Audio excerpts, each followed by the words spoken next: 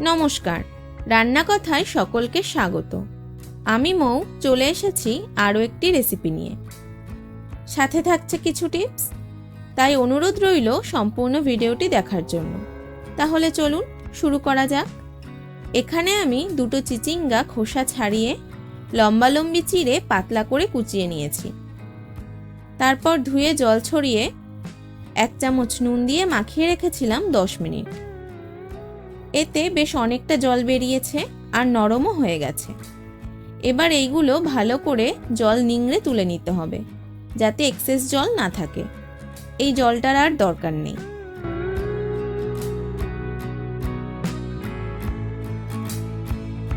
আর নিয়েছি 1 কাপ মটর ডাল, ধুয়ে 1 থেকে 1.5 ঘন্টা ভিজিয়ে রেখেছিলাম।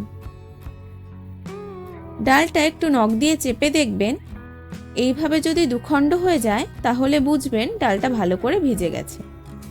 এবার গ্যাসে কড়াই বসিয়ে ডালগুলো দিয়ে দিচ্ছি।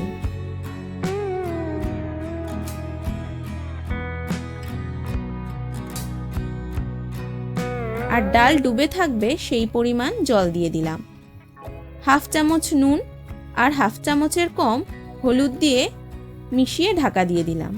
আর গ্যাসের ফ্লেম হাই করে দিচ্ছি। এইভাবে ডালটা হালকা সেদ্ধ করে নিতে হবে। এখানে কিন্তু প্রেসার কুকারের ব্যবহার করা যাবে না। 5-7 মিনিট ডালটা সেদ্ধ করে একইভাবে রেখে দিয়েছিলাম। তারপর কিছুক্ষণ সময় নিয়ে ঢাকনা তুলে দেখিয়ে দিচ্ছি কেমন হবে দেখতে। এরকম গোটা থাকবে, কিন্তু আঙুল দিয়ে চাপলে গলে যাবে। এবার ডালগুলো জল থেকে তুলে নিতে হবে। এবার গ্যাসে আরও একটা কড়াই বসিয়ে তাতে সামান্য পরিমাণ তেল দিয়ে ভালো করে গরম করে নিচ্ছি। তেল গরম হয়ে আসলে গ্যাসের ফ্লেমটা কমিয়ে মিডিয়াম করে দিলাম। এবার দিচ্ছি 1/2 চামচ জিরে। জিরেগুলো হালকা ভাজা হলে দিয়ে দিলাম একটা বড় সাইজের পেঁয়াজ কুচি। 1/2 চামচ নুন দিয়ে দিলাম, এতে পেঁয়াজটা তাড়াতাড়ি সফট হয়ে যাবে। এরপর দিয়ে দিয়েছিলাম 2 চামচ কাঁচা লঙ্কা কুচি। পেঁয়াজ আর কাঁচা লঙ্কার কাঁচা ভাবটা চলে গেলে দিয়ে দিলাম চিচিঙ্গাগুলো। এবার ভালো করে একসাথে মিশিয়ে ঢাকা দিয়ে দিলাম। গ্যাসের ফ্লেম লো টু মিডিয়াম থাকবে।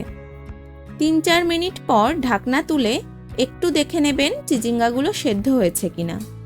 সেদ্ধ হয়ে গেলে জল ছেঁকে রাখা সেদ্ধ ডালগুলো দিয়ে দিলাম।